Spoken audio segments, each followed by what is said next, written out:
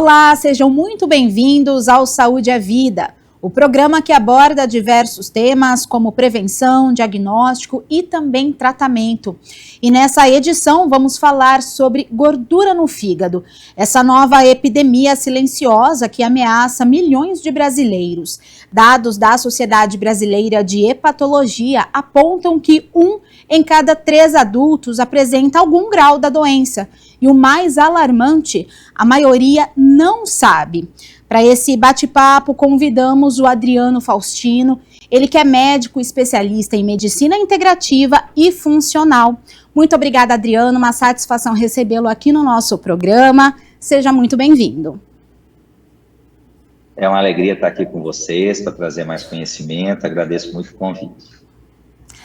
Para a gente iniciar, então, doutor, eu gostaria de saber que você explicasse um pouquinho para a gente. Gordura no fígado, por que ela é silenciosa e já é considerada um problema de saúde pública? Sim, porque é o seguinte, a gordura no fígado, né, o nome médico é esteatose hepática, ela reflete o que a gente chama de gordura visceral, que é a gordura que está dentro dos órgãos, certo? Essa gordura que a gente tem, que a gente chama gordura subcutânea, que é o famoso pneuzinho, ela, metabolicamente, ela não causa tanto problema. Ela só causa mais problema estético, né? Agora, a gordura visceral, o aumento da gordura visceral, tem um risco metabólico muito aumentado, porque ela vai aumentar o risco de infarto, de AVC, que é o derrame, e várias outras complicações. Então, essa gordura visceral é que ela tem que ser altamente combatida, e quanto maior a incidência, maior o risco de ter infarto, derrame, doenças cardiovasculares, entre outras, né? Então, por isso que tem que ser. E muitas vezes, Cassiano, não tem sintoma. A gordura vai aumentando, ela não é sintoma. Aí a gente fala muito isso, a ausência de sintomas não significa uma saúde perfeita. Esse é um problema, porque muitas vezes a gente tende a pessoa, é muito comum isso, fala, pô, se eu não estou sentindo nada, quer dizer que está tudo bem. E nem sempre é isso. Então, eu falo muito isso, porque tem hora que você não está sentindo nada, e aí o primeiro sintoma pode ser um infarto, pode ser um AVC. Né? Muita gente não tem sintoma nenhum e quando vai ver, ele já descobre um câncer avançado e tudo mais. Então, se a gente quer buscar ter saúde, e o termo que eu uso muito, até no meu livro, saúde máxima, que é o seguinte, não é simplesmente saúde, porque tem hora que a gente confunde saúde com ausência de sintomas. Agora, quando eu falo saúde máxima, é o seguinte, fala, eu não quero ter sintoma, porque é chato mesmo, ter dor, ter mal-estar, ter dificuldade de gestão, é ruim ter qualquer tipo de sintoma, é chato. Mas mais do que isso, eu buscar a saúde máxima, ou seja, meus parâmetros metabólicos estarem todos equilibrados na melhor, né, no melhor nível possível, dentro da melhor referência. Então, eu falo muito isso. Os seus exames tem que estar nota 9 e nota 10. Se está nota 8, você já passou de ano. Mas tem coisa para melhorar. Se eu quero buscar sempre nota máxima, logo eu quero ter saúde máxima, eu tenho que ter mais essa avaliação. Por isso que de todos os meus pacientes, eu faço avaliação de rastreamento de uma possível gordura no fígado, mesmo que inicial. Isso é muito importante. Esse já é o primeiro passo, né, para identificar essa doença. Como ela não tem, ela é silenciosa, como não tem esses sintomas, como você mesmo mencionou, é porque o sintoma ele só vai aparecer quando está no grau já da gravidade mesmo, essa gravidade da doença. Ela tem uma etapa, queria que você mencionasse sobre isso. Tem fases a gordura no fígado? Tem fases. Na verdade, a gordura no fígado, né, que o termo é esteatose hepática, ela, quando você faz, por exemplo, o exame de ultrassonografia, o exame vem falando se tem, e se tiver, ele fala grau leve, grau moderado ou grau avançado, certo? E ainda tem outras etapas. Por exemplo, depois da esteatose hepática, você pode ter um risco de ter uma esteatohepatite, ou seja, é um tipo de hepatite, mas não é hepatite viral que a gente conhece, que criança tem e tudo mais. É uma hepatite de forma metabólica, que é a inflamação do fígado decorrente da infiltração de gordura no fígado. Então, você pode ter uma esteatohepatite, e aí você tem uma outra etapa depois da esteatohepatite, que pode evoluir para fibrose e cirrose hepática. E depois você tem mais uma etapa que pode evoluir até para câncer hepático. Então, ou seja, a esteatohepatite, ela pode evoluir para câncer hepático. É uma das causas, inclusive, a esteatohepatite, de transplante de fígado por causa disso. E tudo começou com a gordura no fígado lá atrás, que é a esteatose hepática. Então, por isso que a gente tem que ter. É óbvio que não é todo mundo, é uma pequena parte dos casos de esteatose hepática que tem esse tipo de evolução.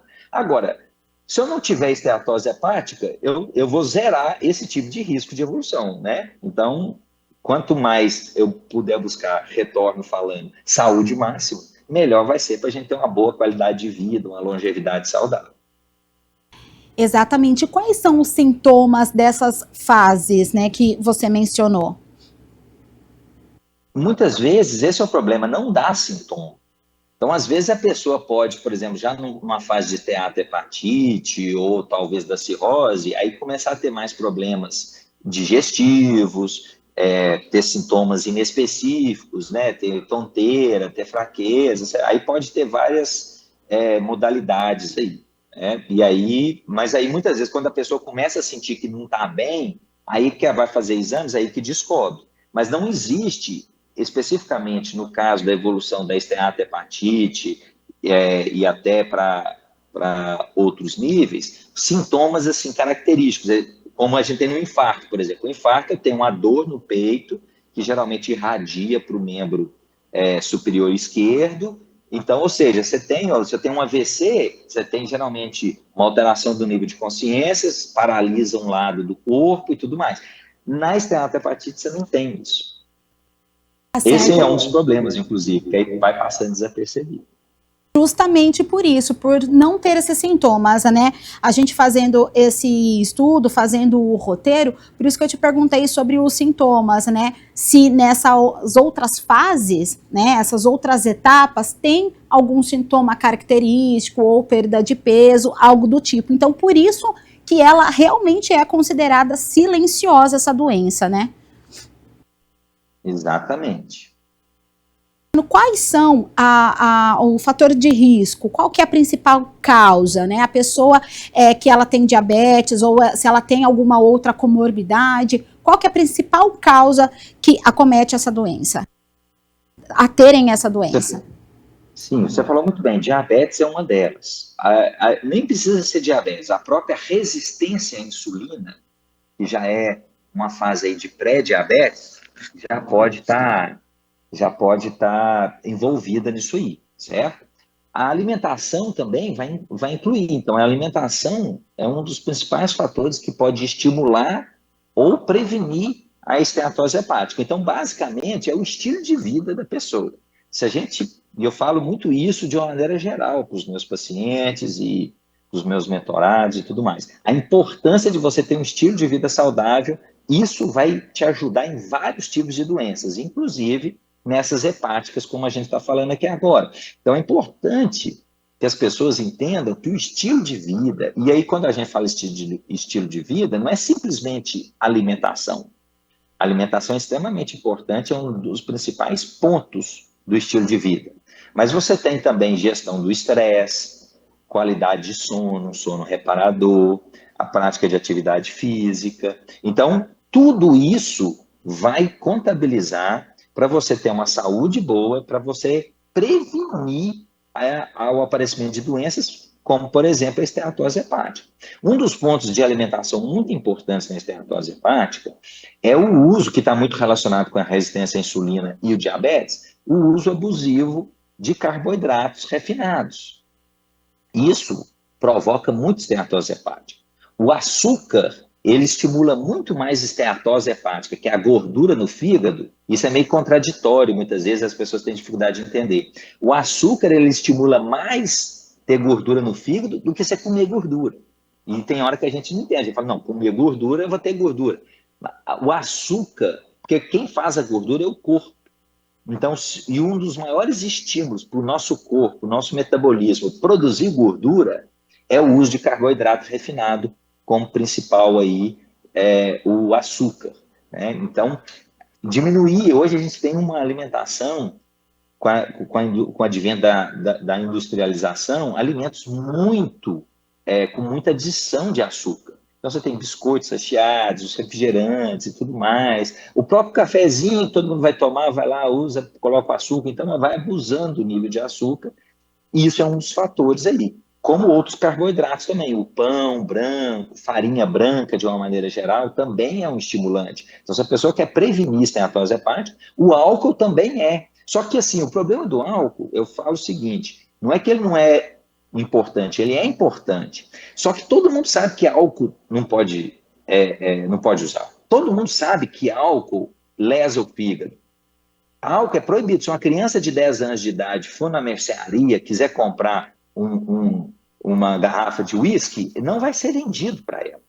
Agora, o açúcar lesa. E essa mesma criança, se for na mercearia para comprar chocolate, para comprar biscoito recheado, para comprar macarrão, para comprar um pacote de açúcar, eles vão vender normalmente. Então, esse é que é o problema. A gente tem hora que negligencia algumas coisas que são naturais da alimentação, como, por exemplo, o açúcar. Negligencia o mal que ele pode fazer, principalmente nas pessoas que abusam desse uso. Então, se quer ter uma saúde boa, inclusive prevenindo esteatose hepática, diabetes e, consequentemente, infarto, derrame, Alzheimer, que está muito ligado aí também com essas questões, né, a demência no idoso, se quer evitar isso, é ter um estilo de vida saudável e, como eu falei, o estilo de vida são várias coisas, mas a alimentação é um dos pontos principais do estilo de vida saudável.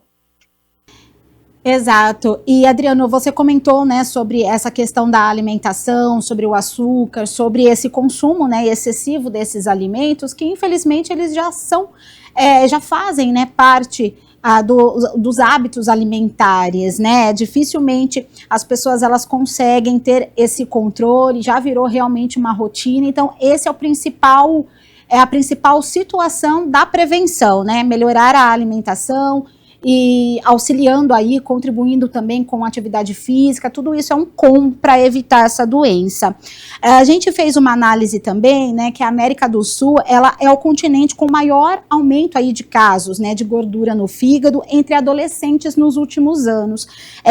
Isso se dá também pelo estilo de vida, então, como você já mencionou, sedentarismo, alimentos consumidos. Você tem relatos também de casos, né, esse aumento nos casos de adolescentes, jovens também com essa doença, ou é incomum ainda assim? A gente observa, tanto é que se você for pegar os dados de obesidade infantil, tem aumentado também. A obesidade infantil é um dos fatores aí que vai estimular a esteatose hepática em adolescentes. E isso, você falou muito bem, isso reflete a mudança de padrão alimentar, de estilo de vida. Quando eu cresci, a gente brincava era de correr na rua, pique-esconde, e hoje os meninos é tudo videogame, tela, então não tem tanta movimentação. A alimentação também, hoje é muito rica, muito mais, quanto mais a industrialização aí, você usando alimentos com alta adição de açúcar, de corantes, conservantes, que são inflamatórios, que também são lesivos metabolicamente falando. E por isso a gente vendo esse aumento, e esse aumento ele é fruto de um estilo de vida que tem piorado, né, ao longo do tempo, que pelo menos agora a gente está sendo alertado bem mais. Assim, eu sinto também que o maior número de pacientes tem tido mais consciência desse problema, e muitas vezes, quando até não tem, quando eu falo, eles entendem melhor os riscos disso aí. Isso há 10 anos atrás, por exemplo, na minha experiência, eu não via tanto, eu tinha muito mais dificuldade de mostrar esse problema, né? Então, pelo menos eu também sinto isso, mas que os casos têm aumentado aí, fruto da obesidade infantil e esse estilo de vida não saudável das crianças, com certeza.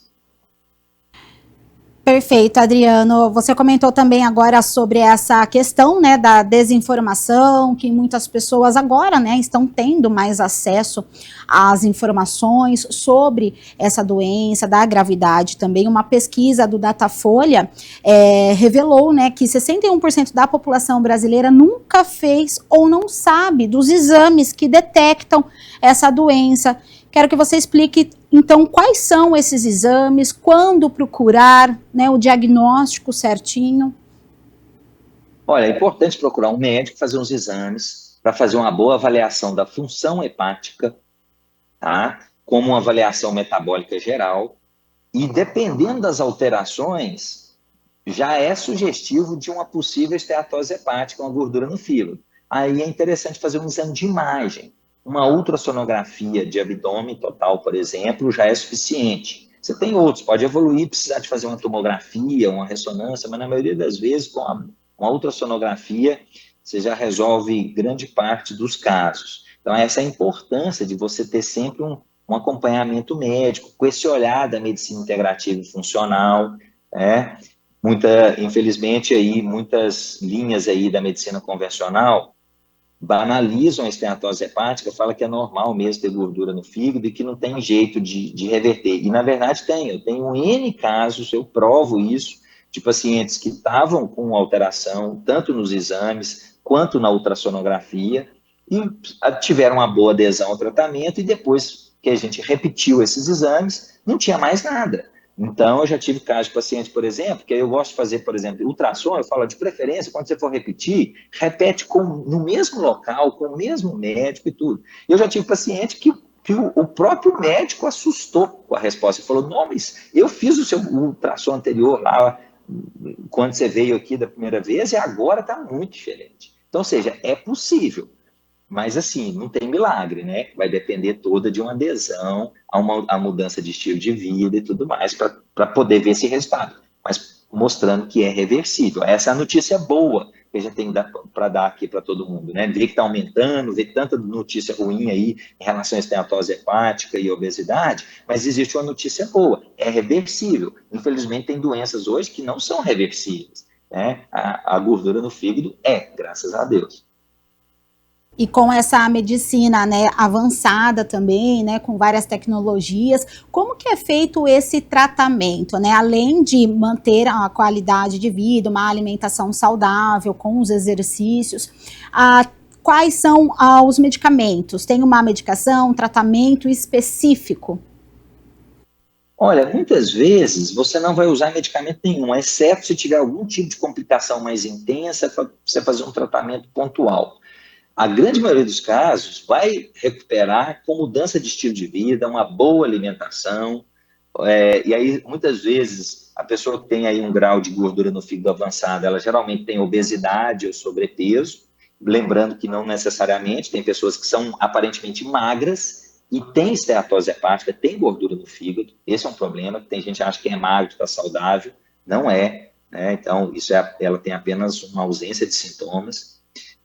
Então, você tem que fazer essa avaliação completa e ter essa mudança de estilo de vida, de alimentação. Aí não entra tanto medicação, mas suplementação, certo? De usar substâncias naturais para estimular o metabolismo. Aí vai depender de caso a caso. Por exemplo, olha, você tem uma carência maior de vitamina D, então você vai ter que tomar uma reposição de vitamina D maior. Se o outro não precisa, não vai dar vitamina D, mas ele não tem um selênio, por exemplo. Selênio é uma alimentação, um mineral extremamente importante para a saúde do fígado, porque ele ativa uma enzima antioxidante que tem muito valor no fígado. Então, você tem um nível de selênio do corpo, vai ser benéfico para a saúde. E como é que eu consigo isso? Não precisa nem suplementar. Se eu tiver uma boa alimentação, uma das maiores fontes de selênio que a gente tem no mundo é de um alimento brasileiro, a chamada castanha do Pará ou até castanha do Brasil. Lá fora ela é conhecida como castanha do Brasil. Então, a pessoa que come duas castanhas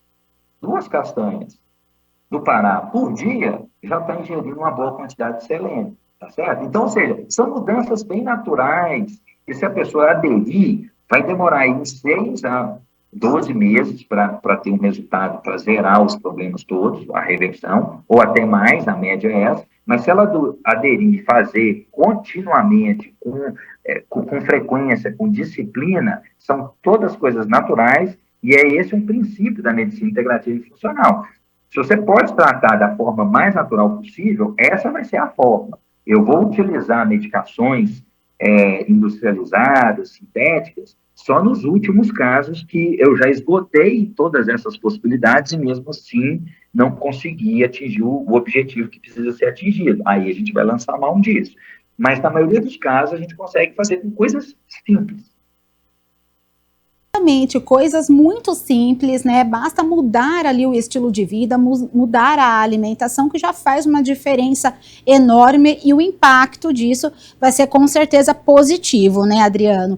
A gente vai falar um pouquinho sobre a relação agora da menopausa com a gordura no fígado. Queria que você falasse sobre essa questão. Muitas mulheres que estão entrando, né, ou que entraram na menopausa, elas vão fazer aí os exames e aí dá essa alteração. Por quê? A menopausa, ela é uma mudança abrupta na saúde da mulher e que merece todo um acompanhamento e um suporte para manter a boa qualidade de vida dela, certo? Então, hoje, com o advento do aumento da longevidade, a gente tem que procurar também aumentar a qualidade de vida. Não adianta viver 90, 100, 110 anos, mas não ter uma boa qualidade de vida, que eu sempre falo, isso que é a longevidade saudável. Então, as mulheres, elas têm que preocupar com isso, e a minha orientação é preocupar antes de entrar na menopausa. Então, a mulher de 40 anos, a menopausa geralmente é entre 45 e 55, mulher, no final dos 30, 40 anos, ela já tem que pensar nisso e falar, o que eu posso fazer para já ir me preparando para eu não ter as consequências que vai acontecer da menopausa, que vai ser uma mudança drástica no meu organismo, que vai acontecer. Né? Meu ovário vai parar de produzir hormônios e eu vou ter uma série de problemas. E um dos problemas a mulher tem uma tendência maior a ganhar peso. Se ela tem uma maior tendência a ganhar peso, a engordar, ela também vai ter uma tendência maior a ter gordura no fígado. Essa é a questão. Então, por isso tem que fazer essa abordagem com acompanhamento aí bem feito, à luz aí dos princípios da medicina integrativa e funcional, para a gente controlar isso aí e evitar ao máximo esses problemas. São situações, são problemas, né, doenças que acabam uma puxando a outra, né, se não fizer esse acompanhamento, se não fizer o check-up anual, fazer certinho os exames para identificar quais são as alterações, porque uma coisa leva a outra, né, Adriano? Exatamente, um problema vai chamando o outro, né, então é importante ter essa, e muitas vezes, como a gente falou, é tudo assintomático. Esse é um grande problema. Às vezes, os sintomas da menopausa não estão relacionados nada com o fígado.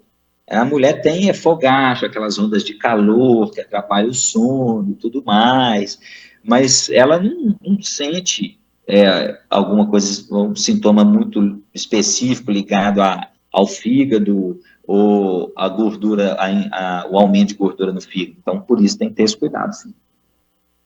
E, Adriano, a doença gordura no fígado, ela pode desencadear problemas cardiovasculares também? Pode, porque ela é um tipo de gordura visceral, como a gente falou no início, né? E lembrando que a gordura visceral é a gordura que mais é terrível para o metabolismo.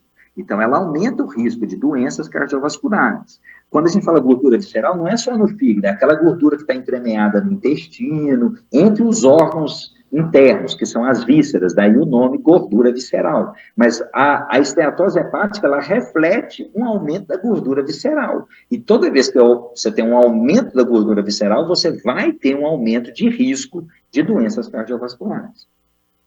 Certo. Agora uma questão sobre mito e verdade, né? Perder peso rápido demais pode desencadear a doença ou não? Não, necessariamente não. A esteatose hepática, pelo contrário, se for uma perda de peso que seja rápida, mas bem feita, ela vai ajudar a diminuir a gordura visceral e vai diminuir a gordura do fígado. Certo? Eu tenho pacientes que tiveram perdas de peso consideráveis, eu tenho paciente que perdeu mais de 30 quilos em 6 meses, é considerado uma perda de peso muito rápida. Eu tenho vários pacientes que perderam 8, 10 quilos em 30 dias. Né? Não é o habitual, mas a gente observa. E todos eles, né, em um bom acompanhamento e tudo mais, e não tiveram problema nenhum em relação à esteatose hepática, pelo contrário, melhor. Então, tudo é como se faz, né? Pra você fazer porque perder peso, aí é, só para deixar bem claro, perder peso é diferente de emagrecer, certo? Eu explico muito, isso é muito importante entender isso. Perder peso é diferente de emagrecer. Muitas vezes, as pessoas que emagrecem, elas também perdem peso. Certo? Mas o conceito de emagrecer é eu diminuir o meu percentual de gordura corporal. Então, pelo meu peso, quantos por cento do meu peso é de gordura? Esse é o percentual de gordura corporal. Então, se eu perdi peso perdendo gordura, eu estou perdendo percentual de gordura corporal. Mas eu até faço uma frase assim, só para chocar, que aí o paciente nunca mais esquece. Eu falo, olha, se eu amputar uma perna sua, você vai perder peso, mas você não vai emagrecer. Então, por quê? Porque muitas vezes a gente está baseado na balança. Eu estou com 80 quilos e quero ir para 70. Tudo bem, desde que você saia de 80 e vá para 70 perdendo gordura, isso vai ser maravilhoso. Agora, se você for de 80 para 70 perdendo muita massa muscular, por mais que você perca gordura junto, isso não vai ser benéfico. E às vezes seu percentual de gordura não vai alterar tanto. Porque você perdeu gordura, mas perdeu músculo. Em contrapartida, você pode continuar com os 80 quilos. Se você tem uma baixa massa muscular, se você ganhar 5, 6 quilos de massa muscular e perder 5, 6 quilos de gordura, você vai continuar com o mesmo peso, porque você perdeu 5, ganhou 5, ficou no 0 a 0. Mas você perdeu 5 de gordura, ganhou 5 de músculo. Então você vai perder medida, você vai sentir que aquelas roupas apertadas ficam mais soltas, aquela roupa que não entrava começa a entrar, você sente que perdeu medida, mas o peso da balança é o mesmo. Tá?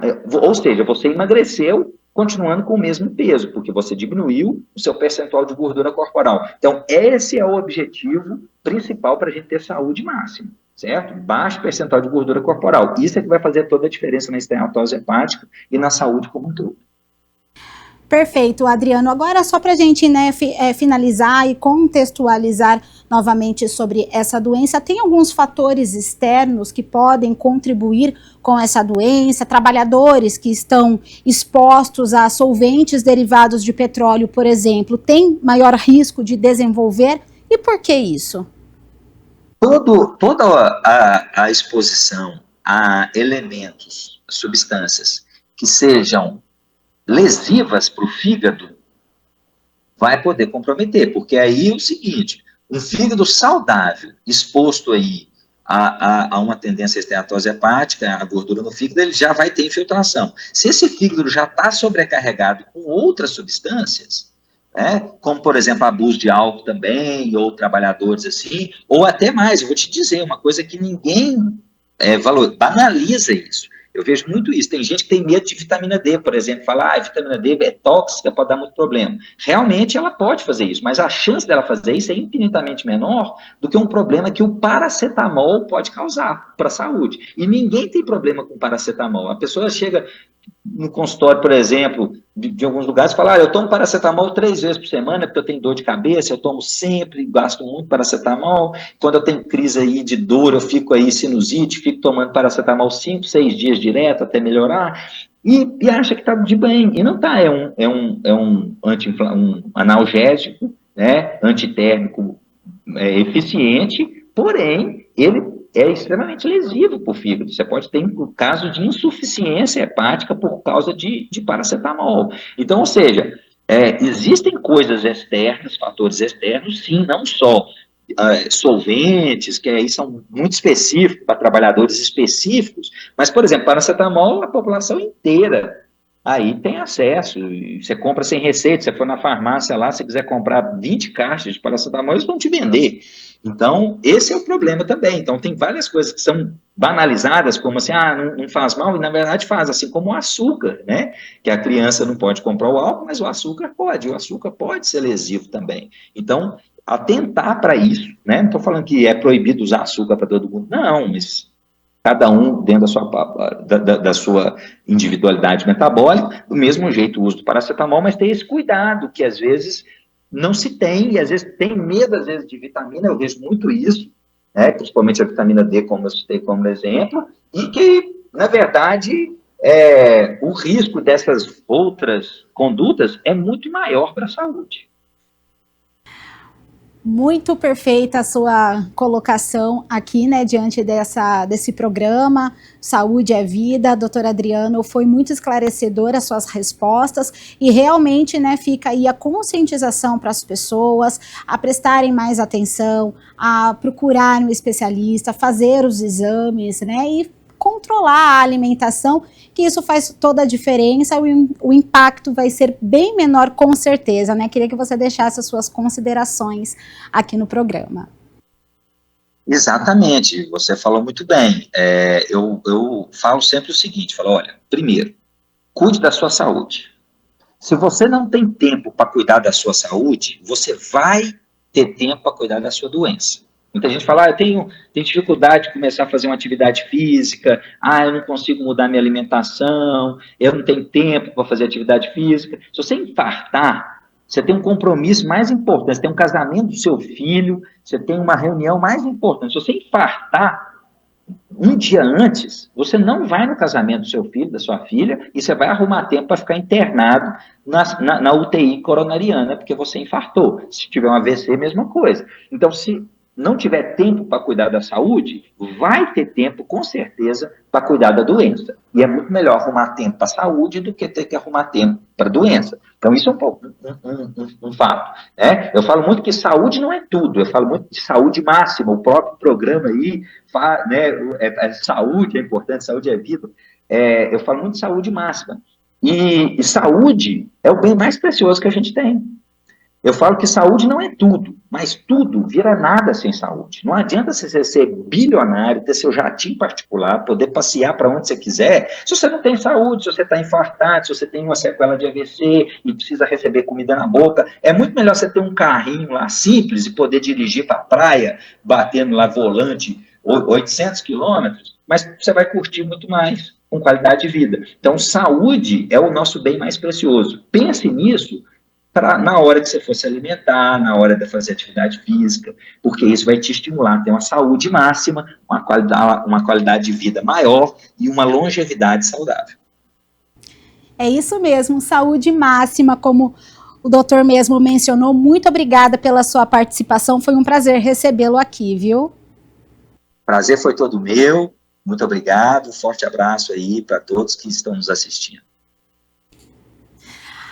A gente conversou com o Adriano Faustino, ele que é médico especialista em medicina integrativa e funcional. Para você, obrigada pela companhia, pela audiência e até o próximo programa. Até lá!